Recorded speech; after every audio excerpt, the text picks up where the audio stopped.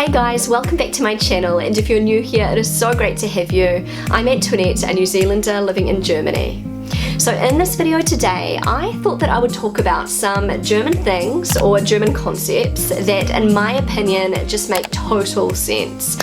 I've seen a couple of similar types of videos on YouTube recently where Americans talk about some German concepts that make total sense to them. I agree with everything that these Americans have to say, but I thought, do you know what, I'm going to make my own version of this video because there are more things I want to talk about that just make total sense here in Germany. Okay guys, so let's jump right into it in no particular order.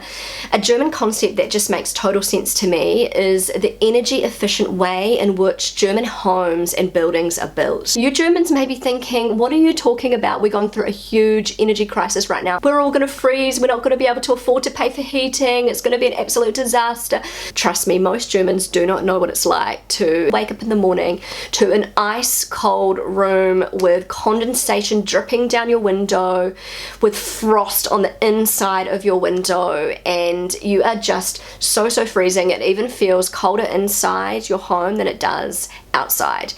This is what us New Zealanders have to deal with. Obviously with climate change, winters in New Zealand are a little bit warmer now, but when I was growing up in the late 80s and the 90s, that's my memory of winter being absolutely freezing. I know I talk about the difference between New Zealand and German homes a lot on my channel, but I haven't really talked about the energy efficiency aspect of it. The reason why most New Zealand homes are so cold in the wintertime, particularly the older New Zealand homes, is because heating your home in New Zealand is just so expensive because the homes are not built properly. They're not built the way German homes are built. So as soon as you heat up a room, the heat just escapes straight away. Many of the homes aren't insulated, the walls are paper thin, there'll be big cracks under the door where the hot air comes out and the cold air just comes straight in, and it's just impossible to keep your home heated. So on the other scale, almost every German home, regardless of how old it is, has very high standards as far as insulation, of the materials used, the quality building materials used,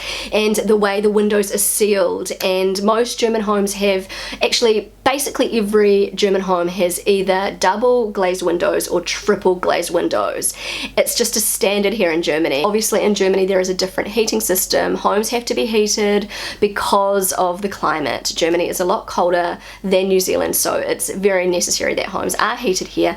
But the heat actually stays in the homes because the homes are so well built and so well insulated, and you don't have these huge massive cracks under the door, and the windows are sealed off properly and there's no air coming in, and it's just a completely different standard of building. Many of you will know that my family and I built a house here in Germany a couple of years ago, and it is December right now. We have not turned on our heating yet. We have no need to turn on our heating. Our house is toasty warm, and we are going to wait and see how long before we need to use our heating. We have a fresh air circulating system in our home where we don't have to open our windows at all, so we don't have to let the cold air in to get fresh air in our home.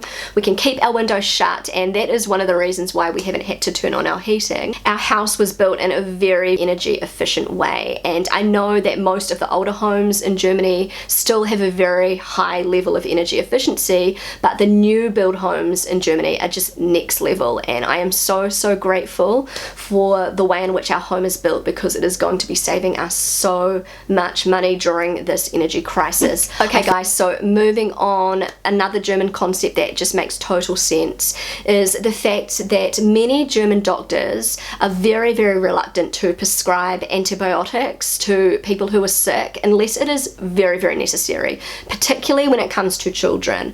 This is something that I've noticed in New Zealand. Antibiotics are prescribed much more readily. I'm no doctor obviously, but something I've noticed in Germany is that doctors here seem to really hold off with prescribing antibiotics, and as I said, unless it's really necessary. They do give you antibiotics if you need them, if you really need them, but they would rather give your body a chance to fight this illness without having the antibiotics just clear up whatever you've got, and then there's a problem later where you build up this immunity consent to antibiotics. So in Germany, what I've noticed is the approach that most doctors take. First, they'll recommend something a little bit more natural to help relieve and treat the symptoms while your body is fighting this infection, and so you're able to build up a strong immune system. What they will be most likely to give you is some kind of a herbal tea, which for me seemed absolutely bizarre. I'd never really heard of treating an illness with a herbal tea, but this seems to be a thing in Germany. Most Germans, if they are unwell,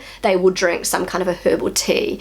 Also, when I've taken my children to the doctor when they've been unwell, I remember once Amelia, my daughter, has been given antibiotics when she had a pretty bad ear infection. But apart from that, that is the only time in her almost 10 years where she has been given antibiotics. And every other time she's been given something like a herbal cough syrup, maybe some paracetamol or something like that, but antibiotics are the last resort. This is something that I've noticed. Okay, so something else I think makes a lot of sense here in Germany are the government-owned garden plots or plots of land that you can rent here in Germany. So I had never heard of this concept before coming to Germany. Obviously, I come from New Zealand, a country with a very small population compared to the actual size of the country. New Zealand has a population of just over 5 million. If you compare that to Germany with a population of just over 80 million, all crammed into a similar size landmass as New Zealand, then it's not surprising that most homes in Germany do not have a decent sized backyard. You know, most homes in New Zealand have a decent sized backyard. In Germany, this just isn't the case. There's just not enough space for everybody to have a backyard. It's just not realistic. Millions of people in Germany live in apartments with a little balcony. Sometimes they don't even have balconies. So here in Germany, they've come up with this awesome concept where people can actually rent like what is equivalent to a backyard, a plot of land where you can just go and hang out, you can grow food. Obviously there are like rules and restrictions, but for the most part you can just go and hang out, have a barbecue on your little plot of land, and many people use their plot of land to grow food, which is amazing. That is such an amazing alternative to, you know, not having a backyard at all. And so I think this is so cool. The first time I heard of this, I was like, wow, what a great idea, what a great concept. So I'm not entirely sure how much it costs to rent one of these plots of land, these little gardens. Obviously it'll depend on the size and the location and everything like that, but I've heard that it is not super expensive.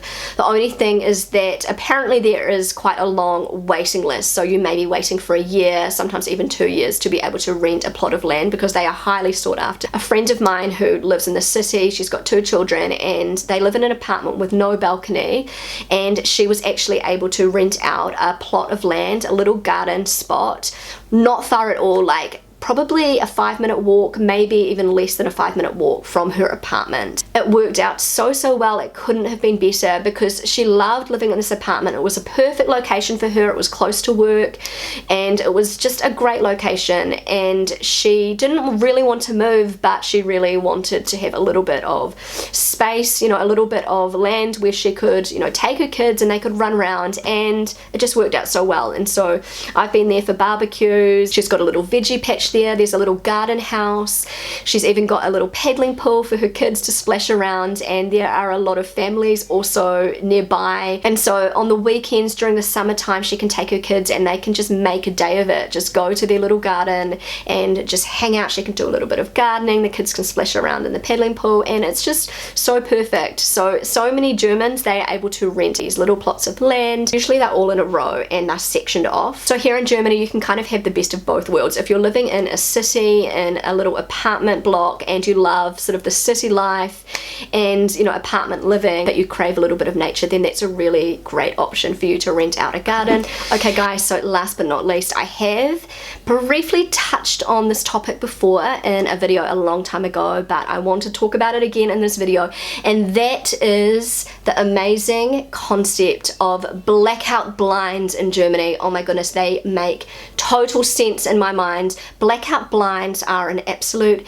game changer, and they are just a standard part of a German home, which I was not used to when I first came to Germany. I thought, oh my goodness, these are incredible, like the best invention in the world. In Germany, the majority of homes, whether you live in an apartment or a house or just whatever, they have blinds, blackout blinds on every single window. And the blackout blinds in Germany are pretty unique in the way that they are on the outside of your window. So in the older German homes, there's kind of like a cord where you have to kind of manually pull the blinds down and up.